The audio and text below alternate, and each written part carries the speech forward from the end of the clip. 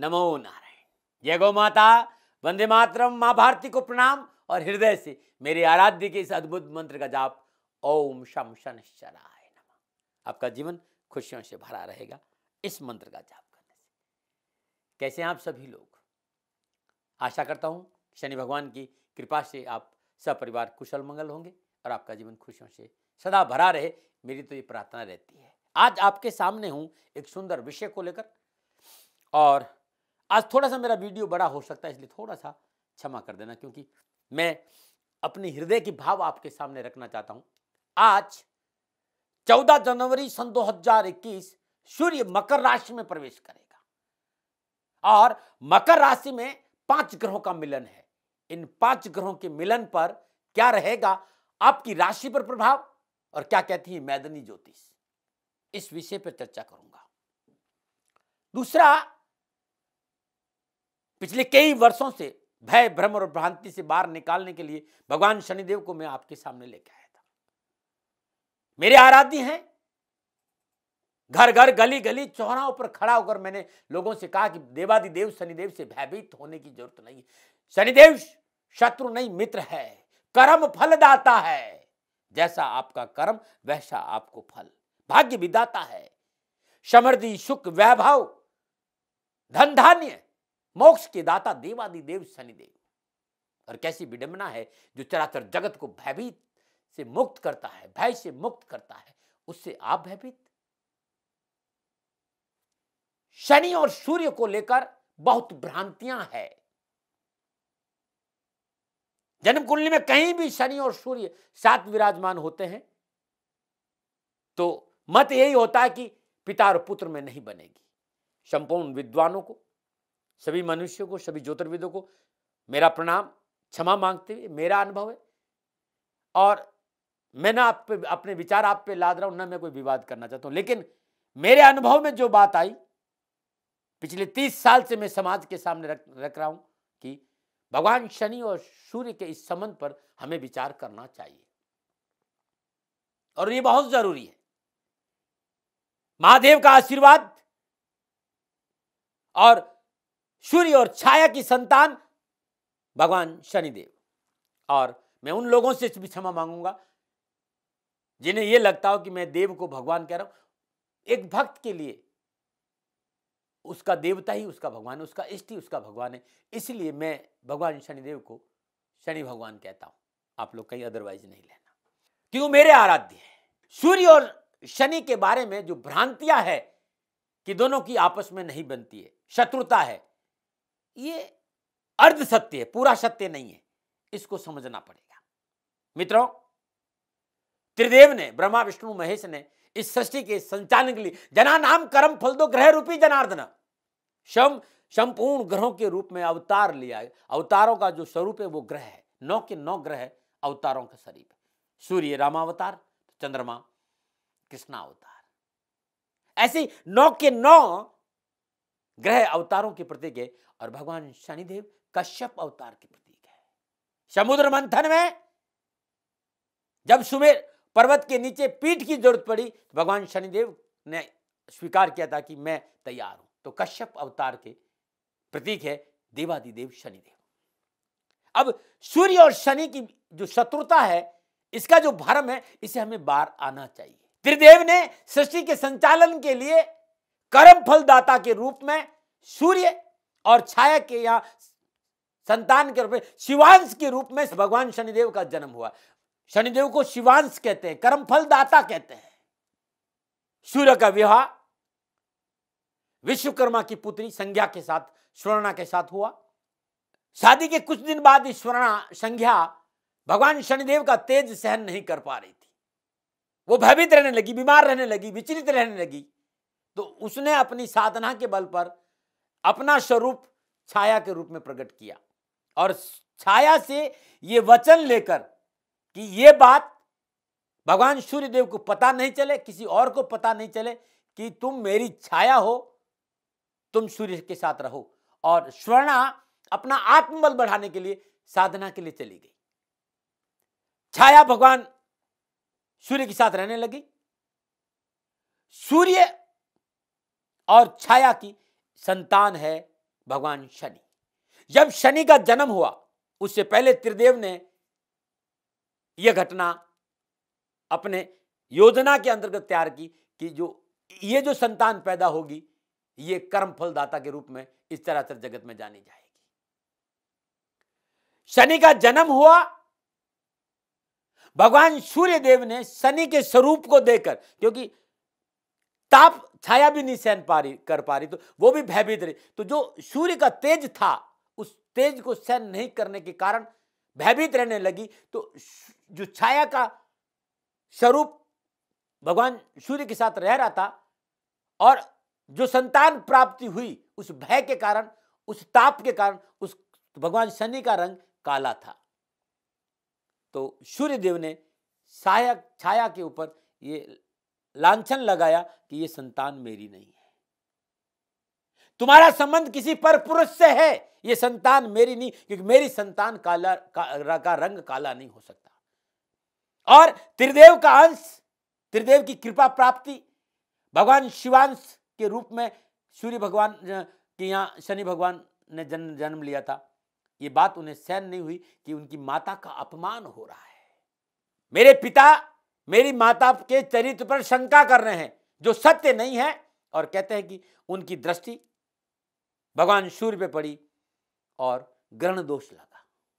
वहीं से सूर्य और शनि में मतभेद पैदा हुआ। मनभेद नहीं, मतभेद, वैचारिक मतभेद।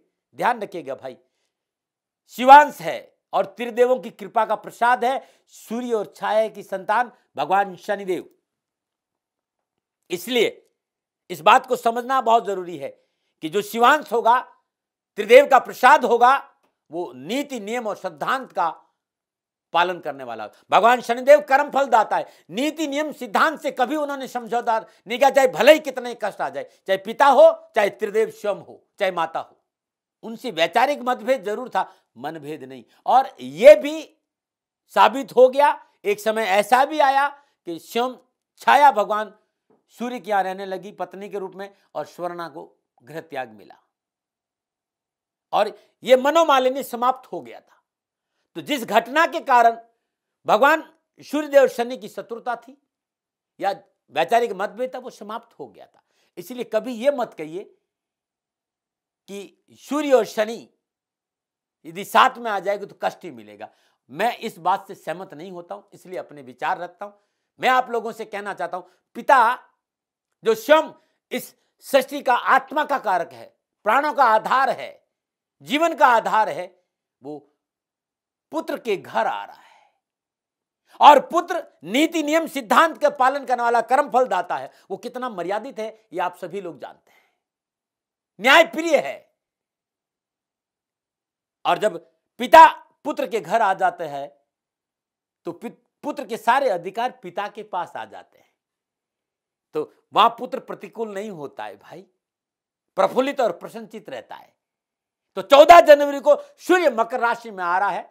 इसका कतई ये मतलब नहीं है कि कोई बहुत बड़ा तूफान आने वाला है या बहुत बड़ी कोई पीड़ा मिलने वाली। ये मुदित समय है, प्रफुल्लित समय है, प्रसन्नचित समय है। क्योंकि सूर्य उत्तरायण होगा, पिता पुत्र के घर आके ही उत्तरायण होता है। ये वही क्षण है जब पितामह भीष्म ने अपना शरीर त्यागा, सूर्य उत्तरायण के समय मकर राशि में। मकर राशि में सूर्य आया तब पितामह भीष्म ने अपनी देह का त्याग किया। मकर राशि में सूर्य था, उसी दिन मोक्षदायिनी गंगा धराधाम पर आई थी। ये अंधकार से प्रकाश की ओर ले जाने वाला दिन है भाई। इसलिए सूर्य और शनि की संबंध को लेकर भयभीत नहीं होना चाहिए। मैंने ये बात आपके सामने रखी, जरूरी था इसलिए मैंने आपको समझा। अब मैं आपसे बात करना चाहूंगी, 14 जनवरी को सूर्य मकर राशि में प्रवेश कर रहा है और मकर राशि में 5 ग्रहों का मिलन है। और 14 जनवरी को सुबह 8:15 पर मकर राशि में सूर्य का प्रवेश और शनि बृहस्पति चंद्र बुध से संबंध स्थापित। 1 महीना पिता पुत्र के घर, पिता घर किसके आ रहे? पुत्र के। तो पुत्र घर पिता, अद्भुत ग्रह योगों में सूर्य का राशि परिवर्तन हो रहा है। और इस विषय पर मैं आपको चर्चा इसलिए करी कि आपको समझ में आ जाए कि पिता और पुत्र में नीति नियम और सिद्धांतों को लेकर वैचारिक मतभेदता, कोई शत्रुता नहीं है, इसलिए भयभीत नहीं रहे। हमारे शास्त्रों में ऋषि मुनियों ने सूर्य को इस संसार का कारक माना है, जगत की आत्मा माना है, जीवन का आधार माना है, और सूर्य से प्राप्त ऊर्जा के बिना जीवन की कल्पना करना संभव नहीं। चराचर जगत में मात्र एक देव है सूर्य, जो प्रत्यक्ष है और जो जीवनदाता है। और सूर्य का प्रभाव हमारे जीवन में भाग्य से लेकर जीवन के प्रत्येक पल पर रहता है भाई। और वैदिक ज्योतिष में ग्रहों का राजा का पद प्राप्त है सूर्य को। ज्योतिष में सूर्य अपना एक स्थान है, और ज्योतिषी सिद्धांतों के आधार पर सूर्य को तारों का जनक माना गया है। जन्म कुंडली में सूर्य पिता का कारक है। सेवा के क्षेत्र में सूर्य उच्च प्रशासनिक और राजनीतिक सर्वोच्च पद और मान सम्मान का कारक भी है। बिना सूर्य के प्रभावशाली हुए व्यक्ति नेतृत्व नहीं करता, लीडरशिप नहीं करता। सूर्य हृदय, पिता, सत्ता इसका कारक है, और सूर्य से ही सत्य को देखा जाता है। काल पुरुष की कुंडली में सूर्य आत्मा का कारक है। आपका आत्मविश्वास, आत्मसम्मान बिना सूर्य के संभव नहीं है मेरे मित्रों। यदि हम शरीर की रचना की बात करें तो शरीर में हड्डियां, शरीर में बाल, आंख, कान, यहां तक शरीर में कैल्शियम, हीमोग्लोबिन, विटामिन डी, ये बिना सूर्य के हो नहीं सकती। और जिस जाति की जन्म कुंडली में सूर्य प्रतिकूल होगा, कमजोर होगा, तो हड्डियों में दर्द होगा, आर्थराइटिस की, गठिया की प्रॉब्लम होगी। सूर्य के बिना आरोग्य प्राप्त नहीं होता है भाई। सूर्य पूर्व दिशा का मालिक है, सिंह राशि का स्वामी है, मेष राशि में उच्च का, तुला राशि में प्रतिकूल होता है, लाल रंग का धोतक और पुरुष ग्रह है। सूर्य के बृहस्पति, मंगल और चंद्र की मित्रता है, अद्भुत मित्रता है। बुध हमेशा सूर्य के आसपास रहता है, और शुक्र 2 घर आगे और 2 घर पीछे रहता है। शनि और सूर्य की कभी शत्रुता नहीं, इस बात को मैंने आपको समझाया है, इस बात का ध्यान रखें। 14 जनवरी सन 2021 पुत्र के घर में प्रवेश है पिता का। 12 फरवरी तक, 14 से 23 जनवरी तक उत्तराधाषा नक्षत्र जो स्वयं सूर्य का नक्षत्र है। 23 से 5 फरवरी तक श्रवण नक्षत्र जो चंद्रमा का नक्षत्र और सूर्य का मित्र है। 5 फरवरी से 12 फरवरी धनिष्ठा नक्षत्र जो मंगल का नक्षत्र है और यह भी सूर्य का मित्र है। 25 जनवरी तक सूर्य और बुध का बुधादित्य योग, राहु और सूर्य का नवम पंचम योग। सूर्य अपनी राशि से षडाष्टक स्थान में विराजमान है, और सूर्य, बृहस्पति, शनि और चंद्रमा का मिलन समय समय पर होता रहेगा। बुध और शुक्र प्रवेश करेंगे, लेकिन बहुत जल्दी मकर राशि से बाहर आ जाएंगे। ये गणनाएं हैं सूर्य के राशि परिवर्तन की समय, यानी 14 जनवरी के आसपास। अब इन गणनाओं का 12 राशियों पर क्या प्रभाव रहेगा, मैं इस विषय पर आऊंगा। लेकिन एक बात कहना चाहता हूं कि जो ये राशिफल है वो चंद्र राशि पर आधारित है, नक्षत्र गणनाओं पर आधारित चंद्र राशि पर, या फिर आपके नाम का जो पहला अक्षर है नाम राशि के आधार पर है, जिसे आप लोग आपको बुलाते हैं। मित्रों और साथियों, 14 जनवरी सन 2021 सूर्य का मकर राशि में प्रवेश और सभी ग्रहों से संबंध 12 राशियों पर क्या प्रभाव डालेंगे, इस विषय पर आ रहा हूं और बात करूंगा सबसे पहले मेष राशि की। मेष राशि वालों के लिए सूर्य पंचम भाव का स्वामी होकर दसम भाव शनि, बृहस्पति, बुध, चंद्रमा के साथ गोचर कर रहा है, और शनि वहां पर षष्योग पहले से बना रहे हैं। मंगल रुचक योग में है, और 28 जनवरी को शुक्र भी इस राशि में प्रवेश करे। तो मेष राशि वालों के लिए ये जो सूर्य का राशि परिवर्तन है ये सफलता से भरा रहेगा। आर्थिक पक्ष सुदृढ़ होगा, कामकाज की स्थिति में सुधार होगा, नौकरी संबंधी मसले हल होंगे, रोजगार के साधन उपलब्ध होंगे, आपकी योग्यता के अनुसार आपको फलों की प्राप्ति अवश्य होगी। जिस कार्य के आप जानकार है, जो टैलेंट आपके अंदर है, जो हुनर आपके अंदर है, उस हुनर, उस टैलेंट का बढ़ावा मिलेगा और मान सम्मान होगा। सामाजिक सरोकार बढ़ेगा, सामाजिक सेवाओं का अवसर मिलेगा, सेवा की ओर मन अग्रसित होगा, मनो आवश्यकताओं की पूर्ति होगी। यदि आप सरकारी नौकरी में है तो आपको अपने कार्य में सफलता मिलेगी, आपका प्रमोशन हो सकता है, उन्नति के अवसर प्राप्त होगा, अनावश्यक स्वास्थ्य संबंधी परेशानियों से मुक्ति मिलेगी, उच्च अधिकारियों से रिश्तों में मधुरता आएगी और संपर्क सूत्र बढ़ेंगे। पारिवारिक वातावरण अनुकूल रहेगा, पारिवारिक जिम्मेदारियों के प्रति लगाव होगा और पारिवारिक जिम्मेदारियां पूरी होगी। तो ये बहुत सुंदर मकर राशि में सूर्य के प्रवेश होने पर मेष राशि के लिए फल प्राप्त। अब आप कहेंगे कि दाती महाराज समस्या क्या आ सकती, भाई कर्मेश और लाभेश, भाग्येश और वैश, यानी भगवान शनिदेव और बृहस्पति देव दोनों ही अस्त है, अब पावर भगवान सूर्य की है। ऐसी अवस्था में जिन चीजों पर बृहस्पति देव और शनिदेव का प्रभाव है उनमें थोड़ा सा आपको ध्यान रखना पड़ेगा, क्योंकि वो अपने पूरे, अब पिता आगे तो पिता के साथ है भाई, और ग्रहों का राजा बृहस्पति भी सूर्य के साथ है। तो ऐसी अवस्था में कंप्रोमाइज, सैक्रिफाइस और एडजस्टमेंट, चीजों के प्रति थोड़ा सा समझौतावादी नीति अपनाइए। थोड़ा सा सैक्रिफाइस करना बहुत जरूरी, अपने आप को एडजस्ट करना बहुत जरूरी, परिवार के साथ, नौकरी में बॉस के साथ। तो मुझे नहीं लगता कोई ऐसी कोई प्रॉब्लम है। बहुत सुंदर समय, ये जो समय है ये बड़ा लाभकारी है।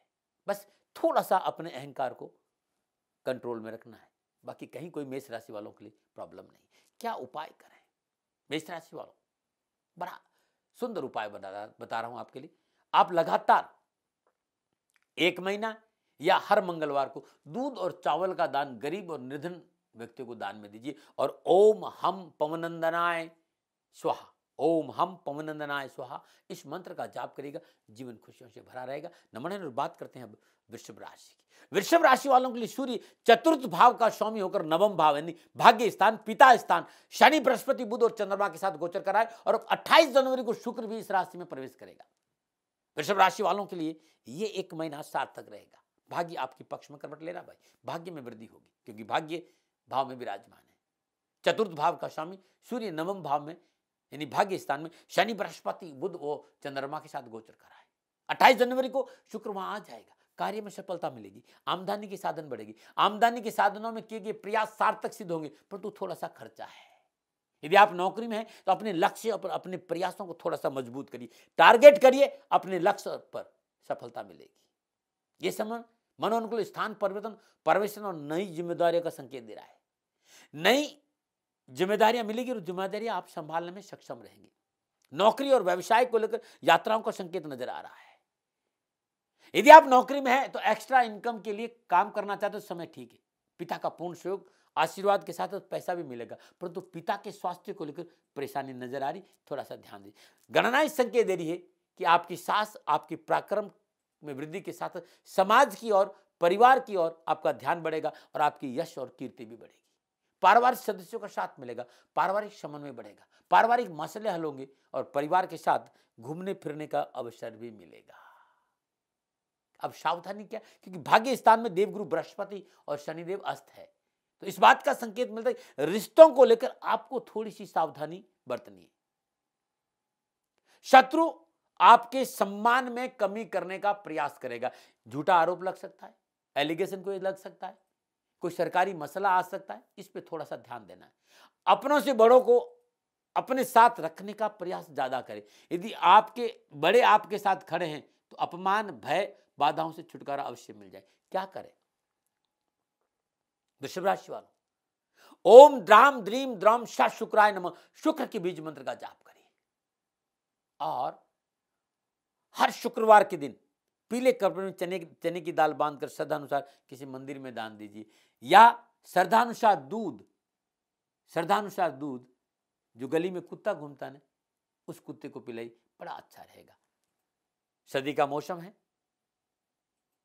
गरीब निर्धन लोगों को कंबल या ऊनी कपड़े या सफेद तिल का दान भी देंगे तो आपके लिए बड़ा शुभ रहेगा। नमूना बात करते हैं मिथुन राशि की। मिथुन राशि वालों, सुनिए, सूर्य भगवान तीसरे भाव का स्वामी होकर अष्टम भाव में विराजमान है। शनि, बृहस्पति, बुध, चंद्रमा के साथ गोचर कर 28 जनवरी को शुक्र भी इस राशि में गोचर करेगा। अष्टम स्थान यानी साधना का स्थान, रहस्यों का स्थान, शोध का स्थान, विवेक का स्थान, गुह्य साधना का भाव माना गया है अष्टम, और इसे आयु का स्थान भी। वैदिक ज्योतिष अष्टम भाव को आयु का स्थान कहते हैं, और यह आपके लिए स्व अवलोकन का समय है। आपको अपने भीतर झांकने का अवसर मिलेगा। भैया से भयभीत होने की जरूरत नहीं, वो उनका अपना घर है शनि का, इसलिए उस भाव से आपको भयभीत होने की कतई जरूरत नहीं। पिता विराजमान है। मिथुन राशि वालों के लिए सफलता ही सफलता है, लेकिन अवलोकन करना बहुत जरूरी है। स्वयं के साथ रहने का अवसर देगा भगवान शनिदेव इस समय आपको। आर्थिक पक्ष ठीक रहेगा, रोजगार के साधन उपलब्ध होंगे, परिश्रम का पूर्ण फल प्राप्त होगा, परंतु सप्तम और द्वादश, अष्टम और नवम भाव का स्वामी बृहस्पति और शनि अष्टम विराजमान अस्त अवस्था में, तो इस समय कोई कार्य परिवर्तन नहीं करिए। पूंजी निवेश से बचिए, साझेदारी के कार्य को प्रारंभ नहीं करिए। परिवार आपके साथ खड़ा है, लेकिन आपको भी परिवार के साथ खड़ा रहना होगा, अन्यथा नुकसान हो सकता है। और स्वास्थ्य के दृष्टिकोण से ये सावधानियां बता रहा हूं, स्वास्थ्य के दृष्टिकोण से अपच, कब्ज, पाइल्स या किडनी संबंधी कोई परेशानी है तो चिकित्सा में लापरवाही नहीं बरतें।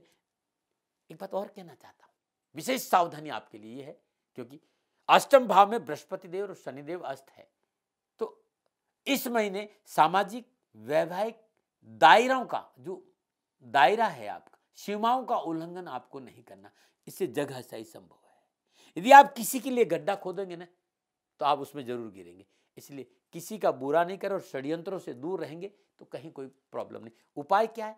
तो ओम ब्राम ब्रीम ब्राम श बुधाय, बुद्ध की बीज मंत्र का जाप करिए। ओम गंग गणपते नमः, इस मंत्र का जाप करिए और हर रोज अपने इस देवता को केसर का तिलक लगाइए और अपने भाल पर केसर का तिलक और नाभि में केसर का तिलक और जिह्वा पे भी थोड़ा सा केसर जरूर रखिए। यह 1 महीने करके देखिएगा, बड़ा लाभ मिलेगा आपको। नमूने बात करते हैं कर्क राशि की। कर्क राशि वालों, सूर्य दूसरे भाव का स्वामी होकर सप्तम भाव में, शनिदेव बृहस्पति देव बुध चंद्रमा के साथ गोचर कर रहे हैं और 28 जनवरी को शुक्रदेव भी इस राशि में प्रवेश कर जाएंगे। ये समय व्यवसाय के दृष्टिकोण से शुभ रहेगा, व्यवसाय संबंधी परेशानी से मुक्ति मिलेगी, आर्थिक पक्ष सुदृढ़ होगा, साझेदारी के व्यवसाय में सफलता मिलेगी, आर्थिक परेशानी से मुक्ति मिलेगी। यदि आप नौकरी में थे तो ये समय आपके लिए ठीक रहेगा। बस जरूरी है आपको अपने आप थोड़ा सा प्रूव करना है और कार्यों में पारदर्शिता रखनी है, ट्रांसपेरेंसी बहुत जरूरी है।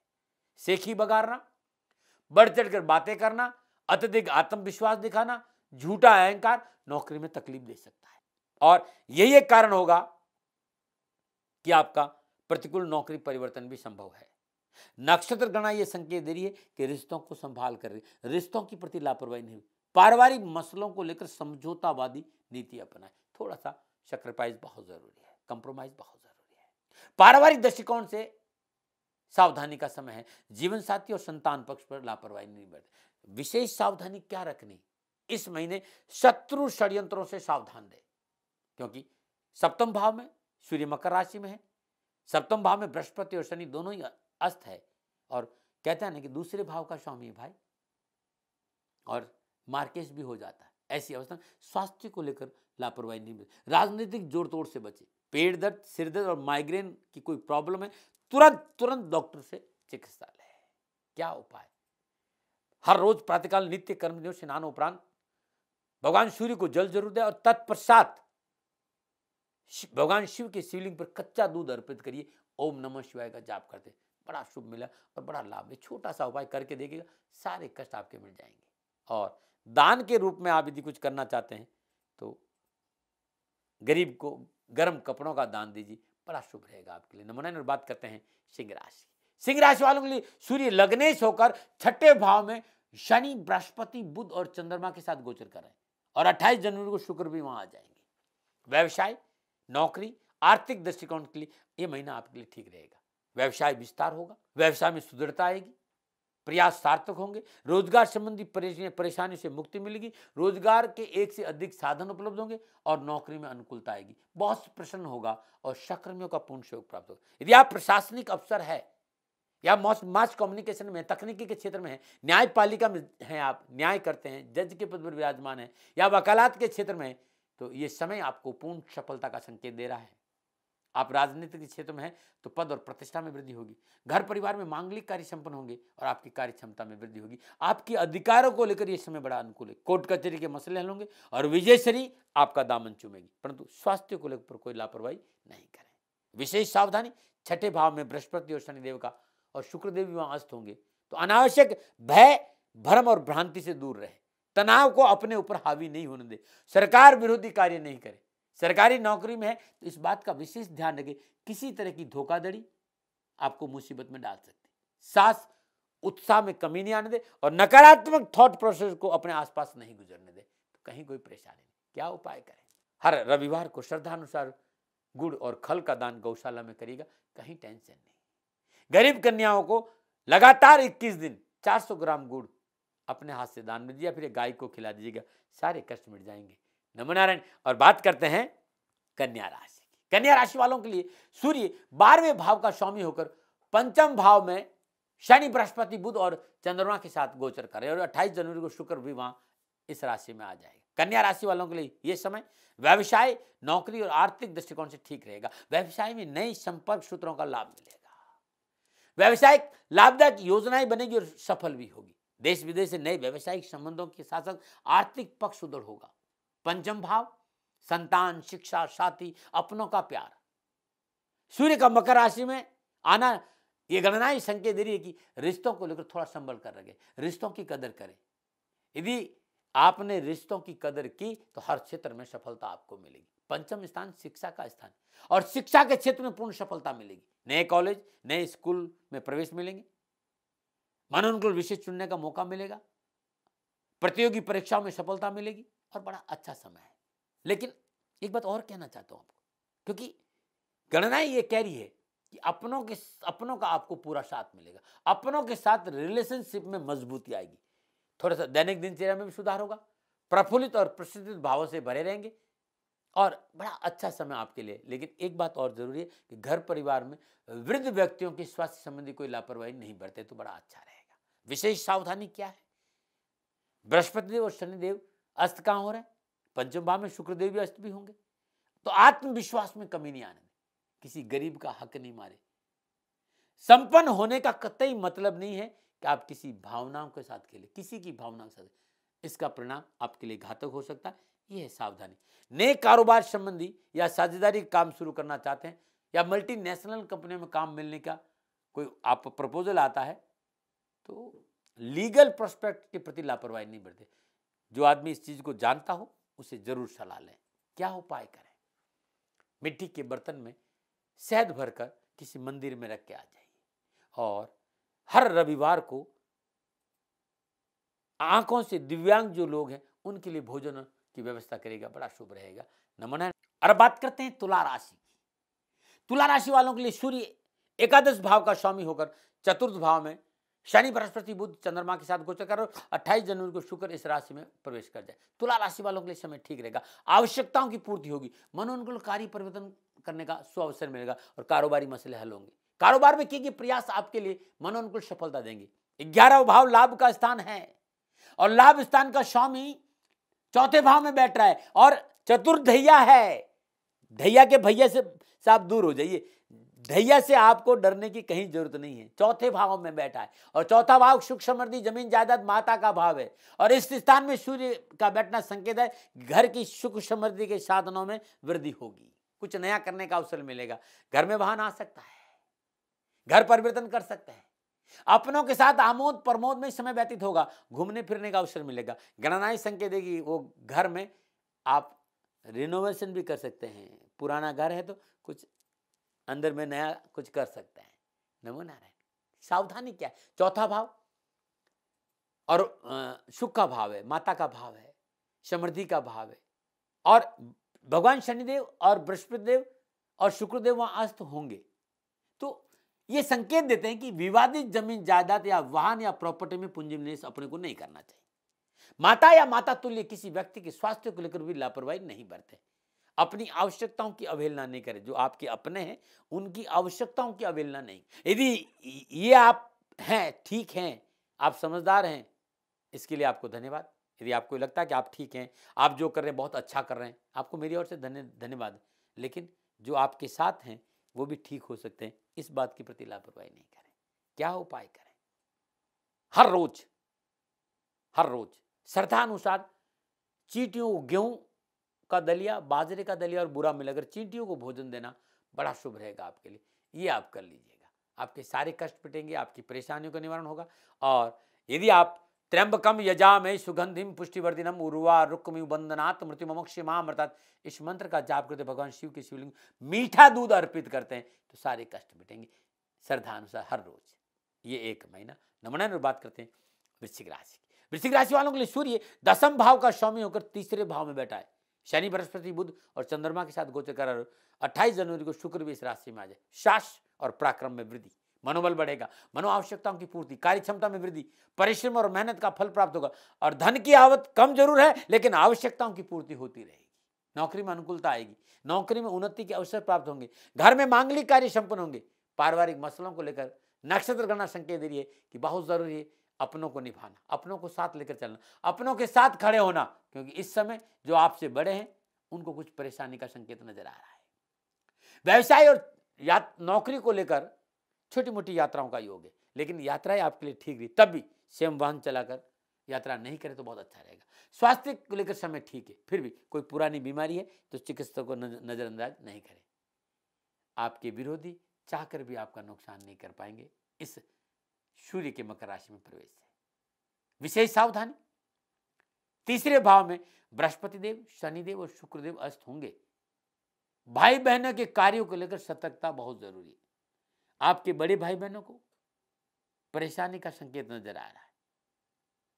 यह समय स्वयं आपका है, और जब स्वयं आपका हो तो अपने अलावा किसी पर भरोसा करेंगे, यह आपकी स्वयं की जिम्मेदारी होगी। बहुत जरूरी है, भरोसे से पहले जांच पड़ताल कर ले।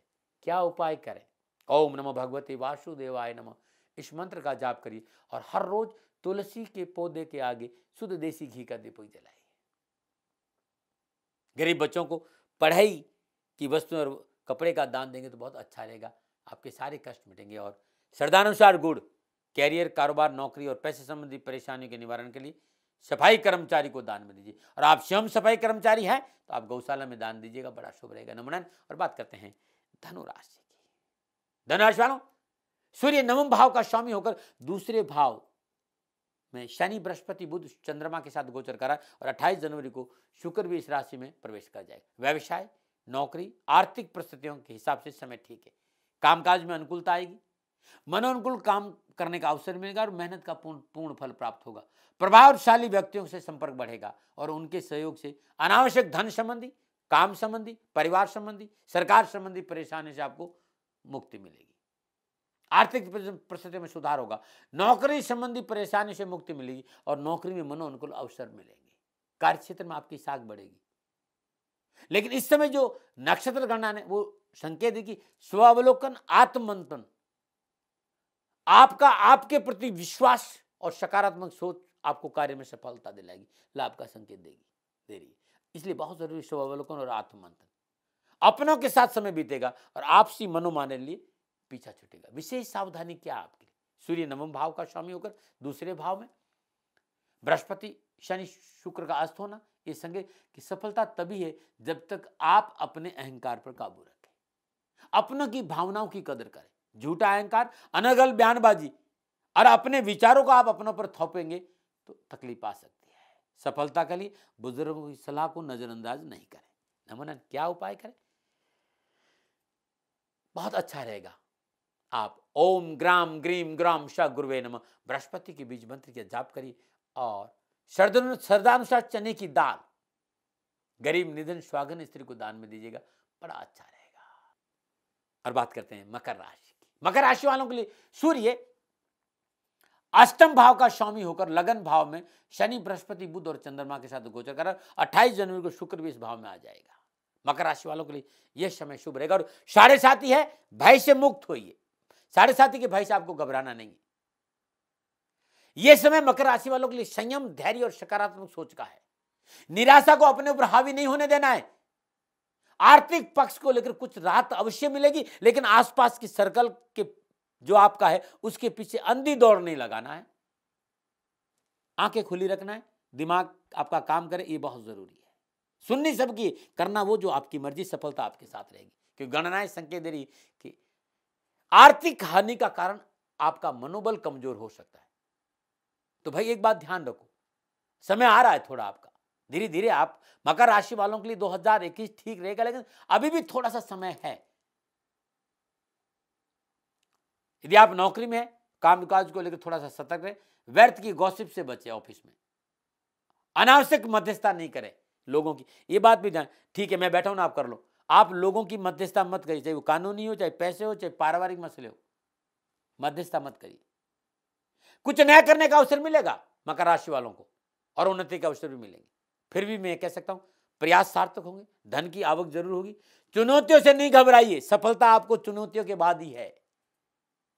हाँ, पारिवारिक दूरी का संकेत नजर आ रहा है, लेकिन पारिवारिक वातावरण आपके लिए अनुकूल रहेगा। यात्राओं का योग है और जो कुछ भी आपको मिलेगा वो यात्राओं से ही मिलेगा। यात्राओं में लाभ मिलेगा, इसलिए यात्राओं से घबराना नहीं। सावधानी विशेष क्या? ENT यानी नाक, कान, आंख, गला, ये जो है ना नाक, कान, गला, इस पे थोड़ी सी सावधानी बरती। सर्वाइकल की कोई तकलीफ है तो थोड़ा सा ध्यान दें। कानूनी विवादों से आपको दूर रहना है। और एक बात विशेष ध्यान रखिएगा, आपके मानस जब आप घर जाए तो ऑफिस साथ लेके नहीं जाए, और ऑफिस जाए तो घर साथ लेके नहीं जाए, तो बड़ा अच्छा रहेगा। नमन नारायण। उपाय क्या आपके लिए? आदित्य हृदय स्तोत्र का पाठ करना बहुत अच्छा रहेगा, बहुत लाभदायक। और शनिवार के दिन भगवान शनिदेव की श्री चरणों में तेल अर्पित करिए। हर शनिवार को, मात्र 4 शनिवार, श्रद्धानुसार उड़द गौ माता को अपने हाथ से खिला देना गौशाला में, आपके कष्ट मिट जाएंगे। कंबल का दान देना बड़ा शुभ रहेगा गरीबों। नमन। और बात करते हैं कुंभ राशि। कुंभ राशि वालों, सूर्य सप्तम भाव का स्वामी होकर द्वादश भाव में शनिदेव, बृहस्पति देव, बुध देव, चंद्रमा के साथ गोचर कर रहे। 28 जनवरी को शुक्र देव भी इस राशि में, मकर राशि में आ जाएंगे। 12वां भाव कानूनी दांव पे है भाई, पारिवारिक सुख है, खर्चे का भाव है, पति पत्नी का सुख है। तो कुंभ राशि वालों के लिए ये समय आर्थिक, नौकरी और व्यवसाय को लेकर ठीक ठाक रहेगा। कुछ नया करने का अवसर मिलेगा। लाभ के लिए कठिन परिश्रम है, संघर्ष है, लेकिन सफलता है। परिश्रम और संघर्ष के बाद परिणाम चेहरे पे मुस्कान देगा। व्यवसाय, नौकरी में सफलता के लिए संपर्क सूत्रों को बढ़ाना बहुत जरूरी है। आप नौकरी में थोड़ी सी परेशानी नजर आ रही, आपकी अपनी वजह से। इधर की उधर मत करिए, अपने काम पर ध्यान दीजिए, बड़ा अच्छा रहेगा। यदि आप व्यवसाय के क्षेत्र में है और जमीन जायदाद का काम कर रहे हैं तो लाभ तो मिलेगा, लेकिन संतान पक्ष को इग्नोर मत। आपकी संतान आपके हाथ से बाहर जा सकती, उस पर आपको ध्यान देना। व्यवसायिक यात्राओं का भी हो गया, और यात्राओं के हिसाब से ये समय आपके लिए उचित है। इंपोर्ट एक्सपोर्ट के कार्य में सफलता मिलेगी, परंतु थोड़ा सा हाथ टाइट है, सावधानी से काम करिए, काम चल जाएगा। परिवार को लेकर समय ठीक है, पारिवारिक रिश्तों में प्रगाढ़ता आएगी, शादी विवाह के मसले हल होंगे। स्वास्थ्य को लेकर लापरवाही नहीं बरतें, जीवन साथी को साथ लेकर चले, और जीवन साथी की रिश्तों में तलखी नहीं आए, इस बात का ध्यान रखें। मौसमी बीमारियां जैसे सर्दी है, जुकाम है, आंखें हैं, हड्डियां, इन्फेक्शन, इससे बचना बहुत जरूरी। और इन बीमारियों में चिकित्सा में लापरवाही ना करें। विशेष सावधानी है कि अपने खर्चों और अपनी भावनाओं को अपने हाथ में रखें। क्या उपाय करें?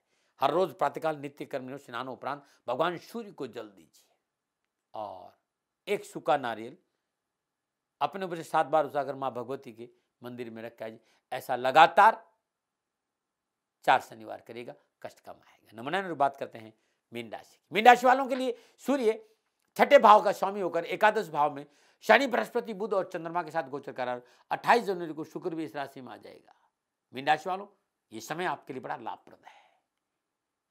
व्यावसायिक परेशानी से मुक्ति मिलेगी, व्यावसायिक संबंधों में सुदृढ़ता आएगी, आर्थिक पक्ष मजबूत होगा और आर्थिक स्रोतों में वृद्धि होगी। यदि आप नौकरी में, तो समय आपके लिए ठीक है, आर्थिक पक्ष सुदृढ़ होगा, पदोन्नति का अवसर मिलेगी। और यदि आप सरकारी नौकरी में है तो सरकार से अवश्य लाभ मिलेगा। तो परिवार से, पैसों से, आर्थिक परिस्थिति से, स्वास्थ्य से हर समय आपका ठीक है। विशेष सावधानी क्या है? पूर्ण सफलता के लिए परिश्रम पर ध्यान दे। मीठी बातों से सफलता नहीं मिलती, बातें कम, काम ज्यादा। और राजनीतिक जोड़ तोड़ से बचना है, चाहे आप ऑफिस में है, चाहे कारोबार में है। बात को अंदर रखेंगे तो बहुत, गोपनीयता बरतना बहुत जरूरी है, बड़ा अच्छा रहेगा। क्या उपाय करें? हर गुरुवार को किसी भी गौशाला में श्रद्धानुसार गुड़ और जौ का दान दीजिए, बड़ा अच्छा रहेगा, बड़ा लाभ मिलेगा और आपके सारे कष्ट मिट जाएंगे। नमो नारायण। ये था 12 के 12 राशियों पर 14 जनवरी को सूर्य मकर राशि में प्रवेश कर रहा है, उसका प्रभाव, सावधानी और उपाय। मैं प्रजापिता ब्रह्मा नहीं हूं, न मैं हथेली में सरसों उगाता हूं, और न मैं दावे करता हूं, न मैं विवाद करता हूं। साधारण सा व्यक्ति हूं। इस विधा से लगाव है, आपके सामने अपने विचार लाया हूं। मेरा कोई दबाव नहीं कि मेरे विचारों का आप माने। सेकंड ओपिनियन अधिकार आपका था, आपका है, और आप ही क्या रहेगा। नमो नारायण। राजस्थान का हर व्यक्ति जानता है कि दाती महाराज गायों से बहुत प्यार करते हैं, बेटियों से बहुत प्यार करते हैं।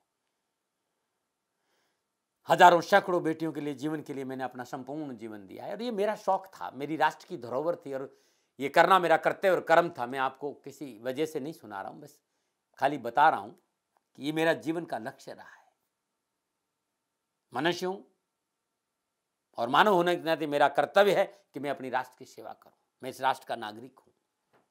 30 सालों से मैं बेटी बचाओ और गौ सेवा में अपना जीवन इस राष्ट्र के साथ लगाया है।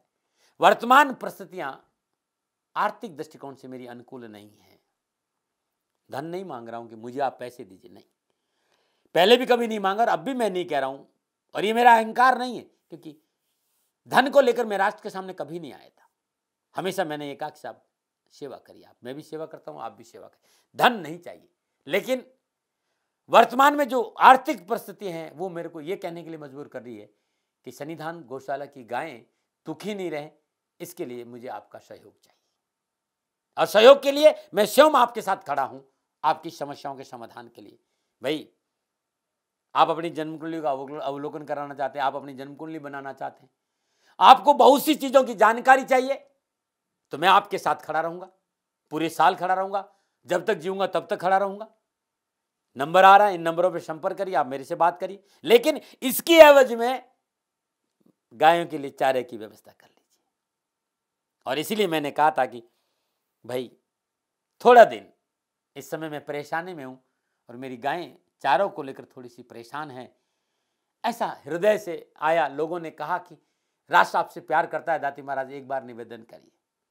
तो मैं दान नहीं मांग रहा हूं, फिर भी मैं अभी भी, मेरा ये अहंकार नहीं है साथियों, मेरा राष्ट्र सर्वोपरि है। मैं ये नहीं कह रहा हूं, मैं ये कह रहा हूं मैं परिश्रम करूंगा आपके लिए, और परिश्रम के एवज में गायों के लिए चारे की व्यवस्था करिए। शनि भगवान आपकी रक्षा करे और आपका जीवन सदा खुशियों से भरा रहेगा, ऐसा मेरा निवेदन।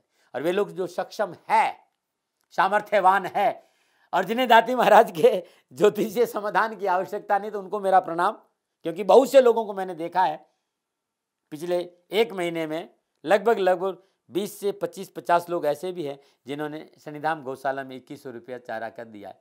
मैं उन सब के प्रति अपना आभार प्रकट करता हूं, और ये सहयोग मैं जीवन भर याद रखूंगा। मित्रों, समय ऐसा है कि मेरी परिस्थिति आर्थिक दृष्टिकोण से अनुकूल संकेत नहीं दे रही है, इसलिए मैंने राष्ट्र से कहा कि सन्निधान गौशाला में परेशानी नहीं चाहिए। सरकार सपोर्ट कर रही है, अपनी सीमाओं में रहते हुए जो सरकार करती है, लेकिन उससे पूरा नहीं पड़ता है, ये आप भी जानते हैं। शासन की अपनी एक सीमा है और अपनी मर्यादा है, और शासन के पास और बहुत से काम है। लेकिन फिर भी मैं आप सभी का धन्यवाद देते हुए हृदय से पुनः एक बार निवेदन करना चाहता हूं कि आपको लगता है कि दाती महाराज के साथ सन्निधान गौशाला में खड़ा रहना है, नंबर है, जरूर सहयोग करें। मेरा कोई दबाव नहीं है, प्रार्थना थी। ओम नमो नारायण, ओम नमो नारायण।